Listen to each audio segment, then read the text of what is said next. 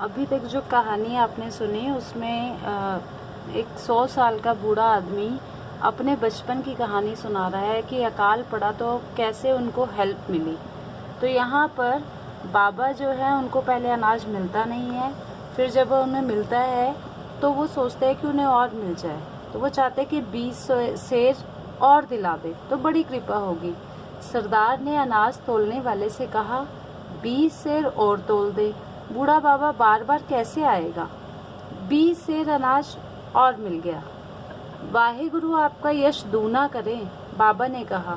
सरदार बोला, महाराज की जान की दुआ दो, ये सब उनकी कृपा है, नहीं तो लोग भूखों मर जाते। और सच पूछो तो यह उनका धर्म था, ना करते तो पाप के भागी बनते। राजा प्रजा का पिता होता है। तो ये उस समय की राजा की बात बता रहे हैं जब ये बोला जा रहा है कि राजा का धर्म है प्रजा की सेवा करना। अब तक सब तोलने वाले आदमी जा चुके थे। सरदार साहब बोले, अब उठाकर ले जाओ। बाबा सहम कर बोले, सरदार साहब गठरी भारी है। सरदार साहब बोले, क्यों भाई, इतना अनाज क्यों बंधवा लिया जो उठाए नहीं उठता। 20 सेर लेते तो यह तकलीफ ना होती। लोभ करते हो, अपनी देह की ओर नहीं देखते। जाओ अपने किसी आदमी को बुला लाओ, तुमसे ना उठेगा। मेरे बाबा ने आह भरी और कहा, सरकार मेरी सहायता कौन करेगा। सरदार ने कुछ देर सोचा, फिर वह गठरी अपने सिर पर उठाकर चलने लगे। हम दंग रह गए। हमारे शरीर के एक एक अंग से उनके लिए दुआ निकल रही थी।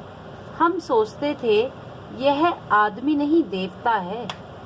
जब हम घर पहुँचे और सरदार साहब अनाज की गठरी हमारे आंगन में रखकर लौटे तो मैं और बाबा दोनों उनके साथ बाजार चले आए। एकाएक उधर से फौजी सिख निकल आए। सरदार साहब जहाँ खड़े थे वहाँ रोशनी थी। फौजियों ने उनको पहचान लिया और तलवारें निकालकर सलाम किया। यह देखकर मेरे बाबा डर गए। सोचा, ये कौन है, कोई बड़ा ओहदेदार होगा, वरना ये लोग इस प्रकार सलाम न करते। मेरे बाबा ने उन फौजियों से पूछा, ये कौन थे। उनमें से एक ने बाबा की तरफ आश्चर्य से देखा और जवाब दिया, तुम नहीं जानते, ये हमारे महाराज थे। बाबा चौंक पड़े, उनकी आंखें खुली रह गई। उनके मुंह में एक शब्द भी ना निकला। ये महाराज थे, वही महाराज जिनकी आंख के इशारे पर फौजों में हलचल मच जाती थी, जो अपने युग के सबसे बड़े राजा थे।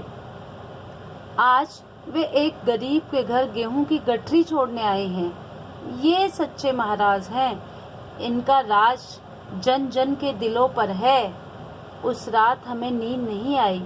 सारा घर जागता था और महाराज के लिए दुआ मांगता था। दूसरे दिन बड़े जोर की वर्षा हुई।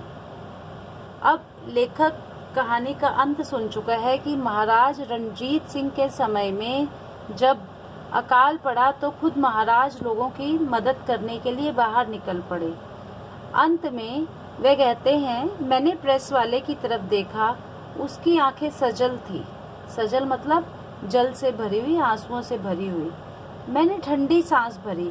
प्रेस वाले ने कपड़े गिनकर कहा, बाबू साहब लिखिए, 14 पजामे, 20 कमीजें। मैंने कॉपी उठा ली और लिखने लगा।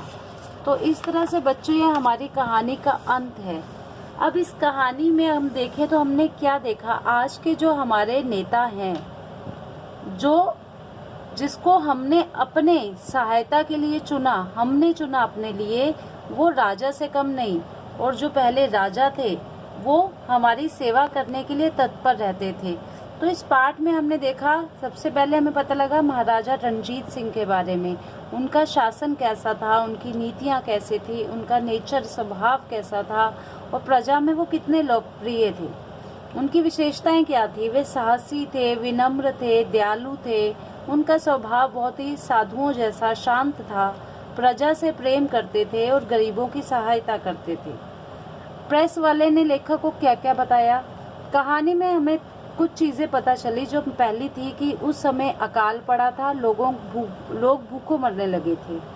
राजा रणजीत सिंह जो थे उन्होंने उस समय मुनादी करवा दी ऐलान करवाया कि वह गरीबों को मुफ्त में अनाज बांटेंगे।